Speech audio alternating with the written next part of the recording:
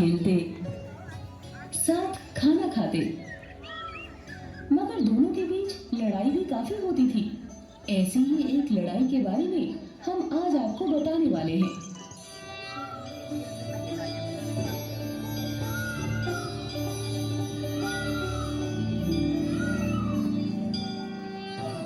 एक बार माँ पार्वती अपने दोनों पुत्रों को बड़े प्यार से भोजन खिला रही थी।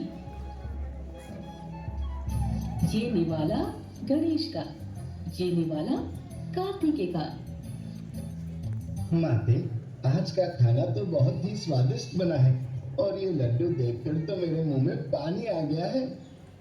ओह गणेश, तुम कितना खाना खाते हो? माँ, ये गणेश एक बार में कितने लड्डू खा जाता है? मेरे तो सिर्फ 2 ही लड्डू खत्म हुए हैं, मुझे और लड्डू चाहिए। माँ, आप पहले मुझे लड्डू दो। नहीं माँ, पहले मुझे दो। ये ले कार्तिक, मैंने तो सारे लड्डू उठा लिए। दम है तो मुझे पकड़ कर दिखा। देखा माँ आपने, गणेश सारे लड्डू ले भागा। रुकिए, इसे तो मैं अभी पकड़ता हूँ। कार्तिक, मैं तो यहीं खड़ा हूँ। कितने स्वादिष्ट लड्डू हैं ये।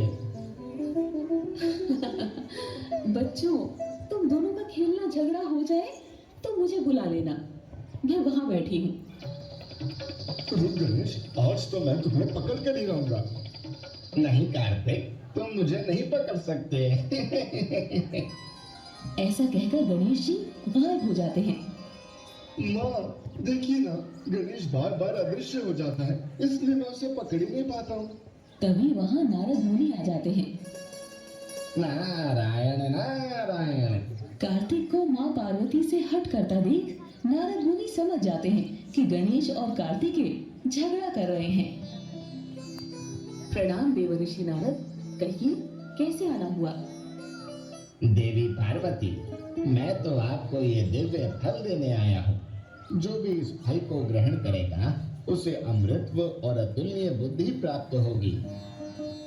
नारद मुनि की बातें सुनकर गणेश और कार्तिक दोनों बोल उठे।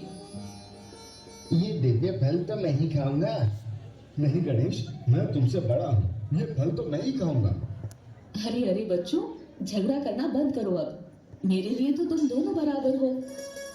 नहीं माँ, अब इस प्रश्न का उत्तर केवल पिताजी ही दे सकते हैं। सब मिलकर भगवान शिव के पास पहुंचे। माता पार्वती ने उन्हें सारी बात बताई।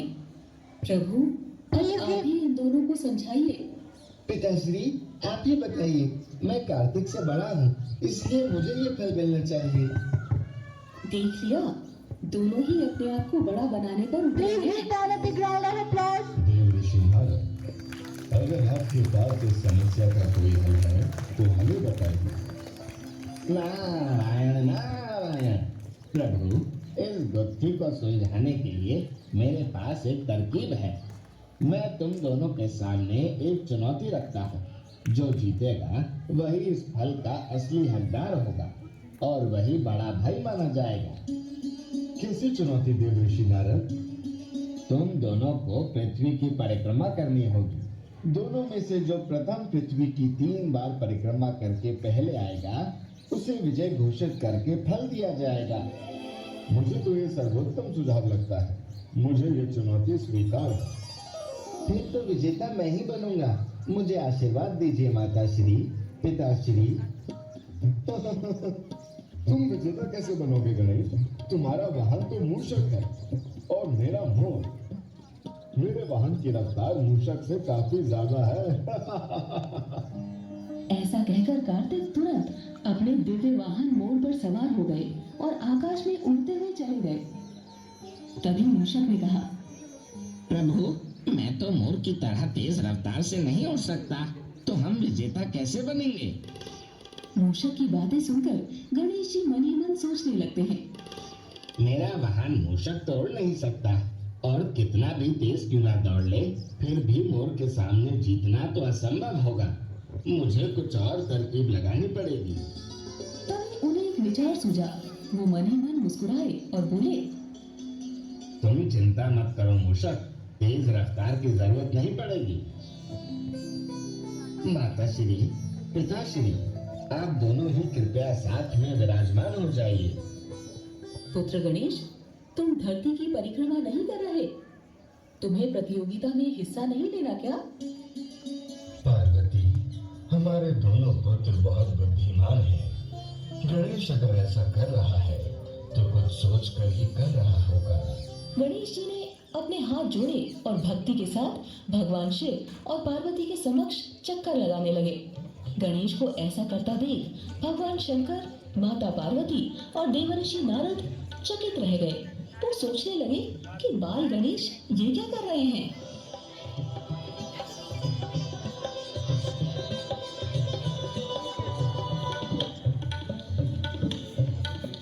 ताली आप बचाओगे, बिखर जाएगा नूर, बच जाएगा हृदय में। इन बच्चों ने अति परिश्रम से किया है, इनने आज जमा।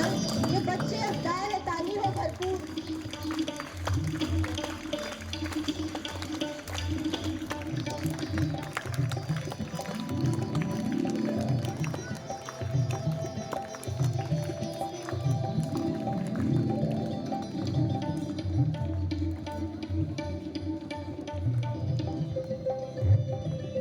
तीन चक्कर लगाकर गणेश जी ने भगवान शंकर से कहा, माँ, मैंने 3 चक्कर पूरे किए हैं, अब मुझे वो फल दीजिए ना।